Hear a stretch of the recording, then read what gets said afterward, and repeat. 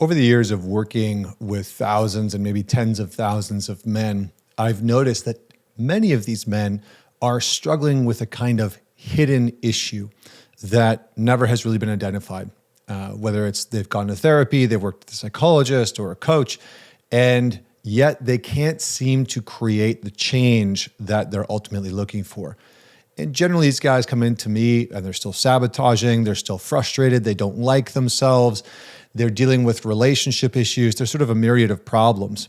And one of the things that they report is just being so frustrated with not knowing what's wrong. And this is a very common theme that I've seen in men. And the reason for this is that many of these men, not all of them, but many of these men are struggling with something called complex trauma. And complex trauma is something that I don't think has gotten enough airtime. It's not as understood as it could be. And there's fewer people that seem to be able to identify this complex trauma. So complex trauma isn't something that most of us talking about openly. It's not it doesn't mean that you're broken, doesn't mean there's something fundamentally wrong with you. And it's not what you normally think about trauma, right? For millions of people, complex trauma is affecting them. It's affecting how they love. It's affecting how they work. It's affecting how they see themselves, how they speak to themselves. And so today, I want to break this down into 3 simple parts that you as a man will be able to use, leverage, and understand to move through some of the sabotage and the challenges that you've been dealing with. I'm going to break down first what complex trauma actually is and define it in a very simple way for you with real examples. Second, I'm going to go into how it is created, where complex trauma is created, because it's not an acute big event like we would normally think about with trauma. And finally, I'm going to go into concrete and scientifically backed modalities and ways that you can actually begin to heal it and work with it. So these are going to be actionable steps that you can take. So let's start with number 1. What is complex trauma? How do we define it? In order to work with it, you have to know what it looks like. So most people think about trauma as an acute catastrophic event, one singular big catastrophic event, a car crash, a violent assault, some type of abuse, those types of things that really do impact us in childhood. And when a lot of men think about trauma, that's normally what comes to mind, right? And usually I work with a lot of men, and it's like, well, I didn't experience trauma. I wasn't, touched by the priest, or I wasn't, the next door neighbor didn't hurt me, and dad didn't beat me, and mom didn't do this. And I don't say those things lightly or jokingly. Those are very real things that with a lot of men I've worked with. I've worked with men who have gone through all those things. They've seen a parent die in an accident. They've witnessed a friend die in an accident. But complex trauma is actually fundamentally different. It is not one moment. It is a repeated pattern over time, usually happening when you are young, when your nervous system is still developing. So complex trauma, you can think about it as this reoccurring thing, kind of like, the Japanese torture, right? Death by 1,000 cuts, or having the water drip on your forehead.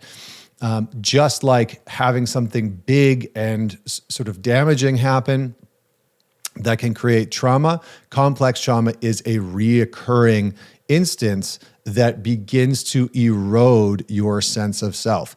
It begins to interrupt your sense of internal safety. So imagine this, okay? Imagine that you are a kid growing up in a home where you have a very unpredictable parent. Some days they're loving, some days they're kind, some days they're holding you, and other days they are exploding into anger, maybe hitting, maybe not, maybe threatening violence, or maybe they just disappear emotionally and they seem to be vacant and completely disconnected. That child, if that was somebody like yourself, never really knows the version of their parent that they are going to get. And over time, over the years, that will wire the child's brain and their nervous system to live in a constant state of fear and hypervigilance. Fear and hypervigilance. Another example of this, because I've seen there's many different ways that this can show up, is a child who is neglected. not because of anyone that was overtly or directly cruel to them, but because no one really paid attention to them. And slowly over time, even though they had all the sort of necessities, right? They had food, they had clothes, but there wasn't really somebody who noticed their emotions, cared about their needs and their wants. No one really asked them or checked in on how they were doing. This is what a lot of young men experience, right? By the age of 3, the data and the research shows us that a 3-year-old boy will get 50% less physical touch than a 3-year-old girl. So statistically, we can see that young boys will be, at the very least, physically neglected more than young girls. And for a lot of young men that experience this complex trauma, what they grew up in was an environment of physical and emotional neglect, where they just didn't get the, how are you doing? How are you feeling? What's going on inside of you? You know, how was your day? What did you learn at school?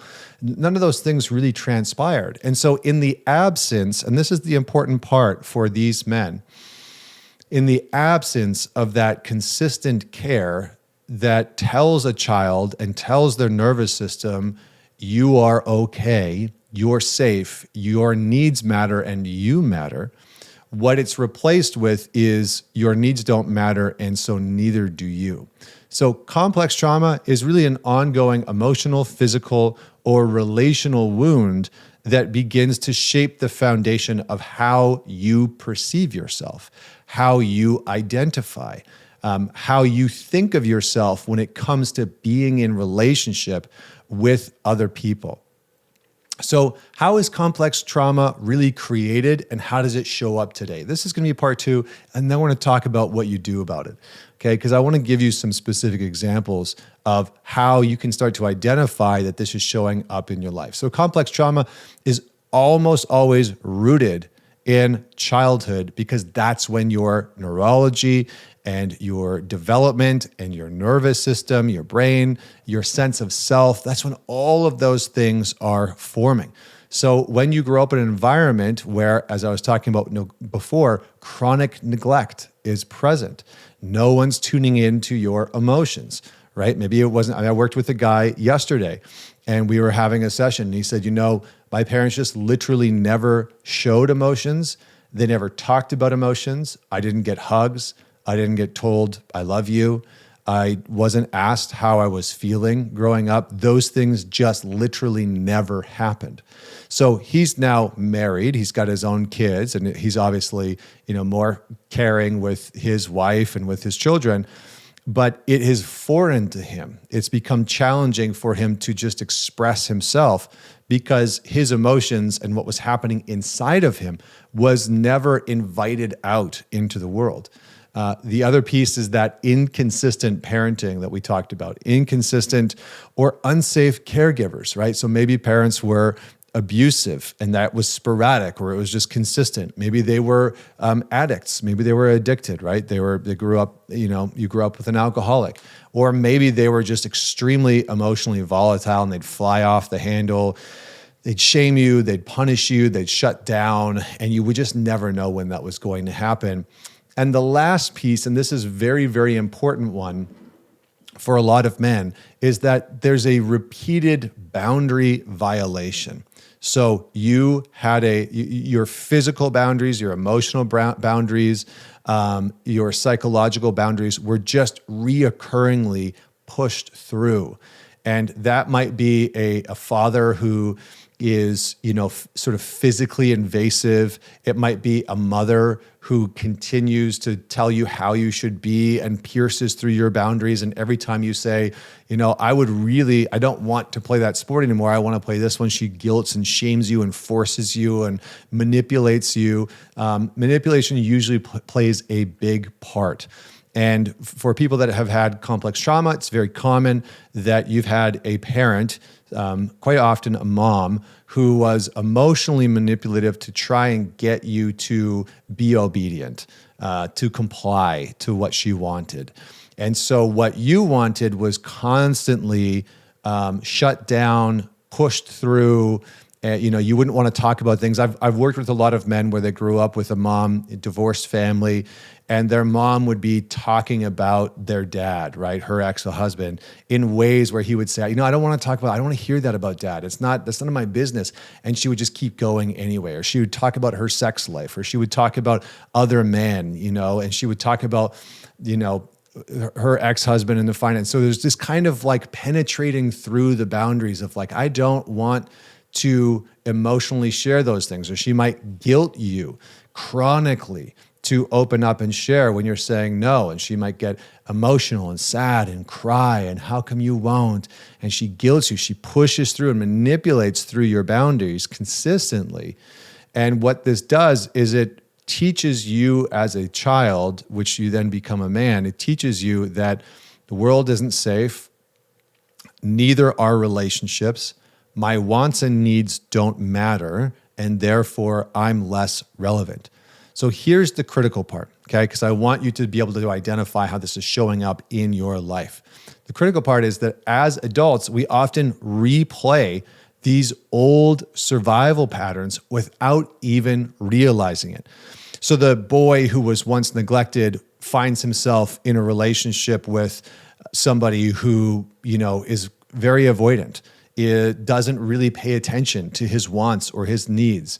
Anytime he tries to bring them up, it creates a problem in the relationship. So we end up replaying these patterns and inadvertently, unconsciously, in a way to try and heal them. So someone with complex trauma will likely struggle with the following. They will struggle with trust. They will not trust people, period. It will feel like a threat. It will feel dangerous. It will feel foreign.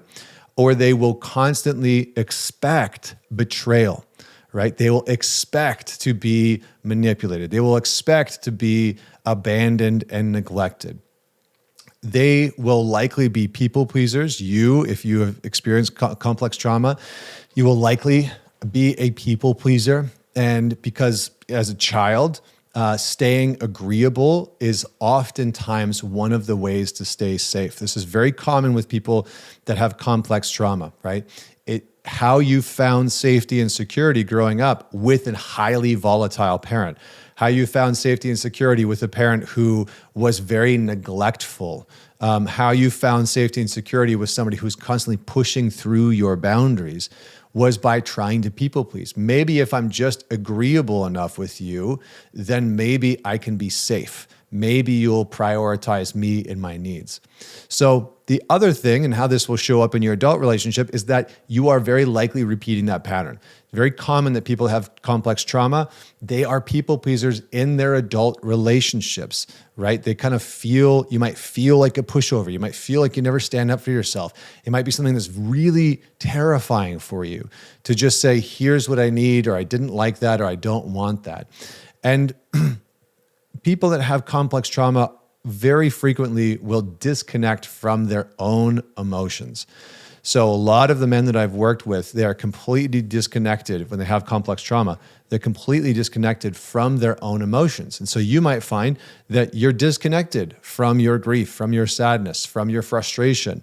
You're disconnected from most of your emotions in a kind of way where you feel chronically numb most of the time, because feeling too much as a kid was not safe. It was overwhelming. There was no one there to support you in being able to regulate, right? Because as a child is developing, one of the very important pieces of going through adolescence and going through your childhood and the developmental stages that you go through is that you learn that it's okay to express yourself emotionally. It's okay to express your needs and to have those things met, or, to somebody to support you in teaching you how to regulate your emotions instead of just dominating you into compliance or ignoring you for days because you became too emotional. The other thing, the last piece that is very much an indicator, and I see this specifically with men. For some women, this does show up as well. But for men, this is a big one. It's a big indicator of complex trauma, is the real big mood swings, right? Going from sort of calm, cool, and collected to like a big emotional outburst, or a really intense anger that comes forward almost out of nowhere, for something that seems so small, that kind of hypersensitivity.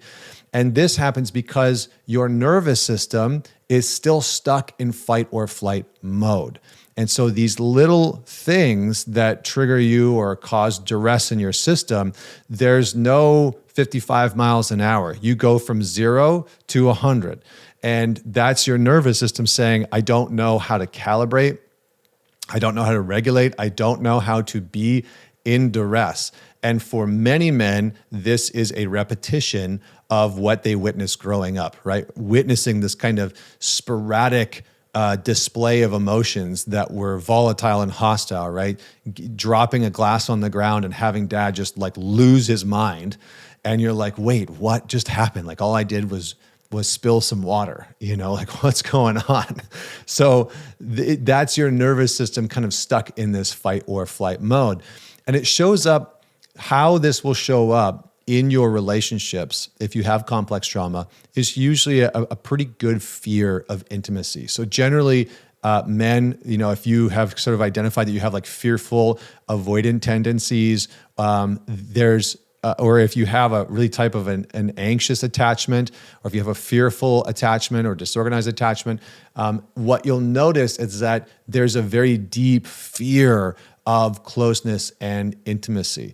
Very common that men that have this complex trauma are perfectionists, and they really work in a way where everything has to be perfect, but it constantly sort of leads you to burnout. A lot of people internally that are dealing with complex trauma, they have a lot of anxious energy. They might struggle with depression, but what is really at the core of all that is a kind of ever-present sense of not feeling enough, not feeling good enough, smart enough, lovable, but not feeling enough. This is very, very indicative of complex trauma. And that's there again because of either the neglect that told you there must be something wrong with me, that my parents who brought me into this world won't give me the care and attention, the physical affection, the emotional connection that I actually needed. Or there must be something wrong with me that my parents are so volatile and sporadic, or that they constantly push through my boundaries. Maybe I'm not allowed to have needs, wants, and desires. So to summarize this all up, and we'll get into what you do, how you start to manage this, complex trauma creates a kind of invisible script inside your mind and inside your nervous system that will run in the background of your adult life, constantly telling you you're not enough, it's not safe, don't express your needs, some version of that. So let's dig into the actionable steps. What can you actually do to begin to heal this, to begin to work through this and move through this? And what I want you to know straight out the gates is that complex trauma is not a life sentence, right? You're not stuck in this mode for the rest of your life, okay? Because complex trauma, it can be healed.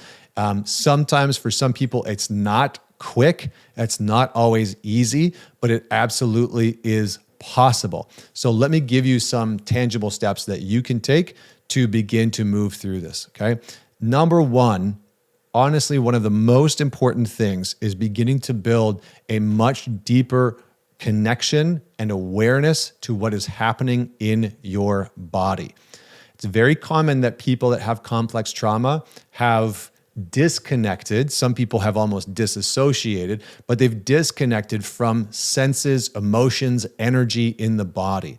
So for a lot of men that I'll work with, one of the markers, one of the identifiers that a man is really maybe dealing with complex trauma is he doesn't really have any understanding of what's happening from the neck down. Because for people that have had complex trauma, they, growing up, had to move their emotions to the side, move their internal felt experience out of the way in order to either prioritize another or because they felt like theirs wasn't valuable. So trauma isn't just in your brain. It's not just in your thoughts. It is stored in your nervous system. It's stored in your body. So beginning to develop a very deep awareness of your breath, of the energy centers in your body, where you carry stress, where there's strain, where there's maybe heaviness, or anxiousness or fear, or joy, excitement, how those things actually light up in your body and how you personally experience them. It's very important to be able to start to gain some more awareness about what's happening in the body, because for many people who experience complex trauma, they are unaware of what's happening there. Number 2 is beginning to develop safety in relationships. One of the things that I see men do constantly who have complex trauma is they continually choose. I like to say, and this isn't a slight to you because it's not necessarily your fault, but when you have complex trauma, your picker, your sort of choice mechanism for choosing a partner is usually skewed. And so what we end up doing is we end up choosing partners that are going to repeat the pattern of what we experienced growing up. And this is one of the really unfortunate things about complex trauma, is that we get into relationships with people who almost always will inevitably replay the pattern that we experienced growing up. So because complex trauma happened in relationship, healing often requires relationship as well. This is why, platforms like the ManTalks Alliance, where you have other men to build relationships with, to build trust, to express what's going on inside of you, to communicate some of your challenges and frustrations, some of your triumphs in that space is so helpful. But one of the things that you're going to want to do as you date, as you get into relationships, maybe you're already married to somebody, is to prioritize what safety and security looks like, sounds like, and feels like in your relationship. So if you are single, what I usually tell to men who have complex trauma is start to choose women that you actually genuinely feel safe with. And this will usually feel a little bit inverted from what you would normally go after. Because for a lot of men that have complex trauma, they usually have a lot of charge around a woman. It's like, whoa, she's super, there's a lot, oh my gosh, I'm so enamored by her and I want to be with her. And there's this kind of intoxication and this like big, intense energy that can show up. And then they get in a relationship with that woman, and what they start to realize 2 months, 3 months, 6 months in is it's replaying some of the neglect or the avoidance or the volatility or the boundary pushing that they experienced growing up. So let safety and security be the compass, be the North Star in your relationship. Whether you are dating, whether you are in a relationship, whether you are married, being able to start to prioritize that. And what you'll want to ask yourself is, what do I want safety to look like, sound like, and feel like in my relationship? Number 3 is name the patterns. So begin to write down the survival strategies that you notice yourself moving into. When do you shut down? If conflict arises, what does it look like when you shut down? How do you close off emotionally, physically, mentally? What do you do that moves you into these people-pleasing patterns? Are you chronically trying to fix everybody else's emotions? Name those patterns so that you can begin to see them in action and interrupt the pattern by not engaging. Okay, by not engaging with those patterns. So name all the patterns that you do for survival strategy, whether it's the people-pleasing, the avoidance of conflict, avoidance of speaking your needs, shutting down emotionally, disconnecting, and be as specific as possible. Like, when do you deploy that survival strategy? What exactly does it look like? And you might even, if you're married or you're in a relationship with somebody that knows these patterns, that's seen these patterns, you might want to get them in on the game. It's like, okay, what do I do? What have you noticed about my shutdown, about my people pleasing? What does it actually look like and feel like to you on your side? Number 4 is practice regulation. You are going to have to develop a very healthy level and sort of tolerance for stress, for disconnection, for conflict, and being able to down-regulate yourself, soothe yourself, calm yourself, ground yourself when you feel triggered. So start to practice small regulation tools, right? Slowing your breathing down. This literally is one of the best tools that you can use. In through the mouth for a count of, in through the nose for a count of 4, out through the mouth for a count of 7 or 8. This is going to force your heart rate to slow down. And that is going to send a signal from your body to your brain to actually reduce the release of things like the stress chemicals, the adrenaline, the cortisol. Though cortisol isn't necessarily just a stress chemical, it's also, sort of a doing chemical. But you'll want to have some techniques that you can deploy, breathing techniques, grounding techniques, right? Feeling your feet on the floor, being able to connect to the body, breathing in to your pelvic floor, the bottom of your torso. So breathing lower into the body. A lot of people that have complex trauma, they breathe right up in their collarbone. They have very shallow breaths. So you are going to want to practice breathing deeper into the body. The last piece, and this is probably going to be frustrating for some of you, the last piece is practicing patience and self-compassion. For a lot of the men that I've worked with who have struggled with complex trauma, two things happen. Number one, they want to get out of it immediately, right? They start to recognize the patterns and it's like, get me out of this as quickly as possible. And so you're going to need to have some patience as you move through this. It's not going to go away overnight.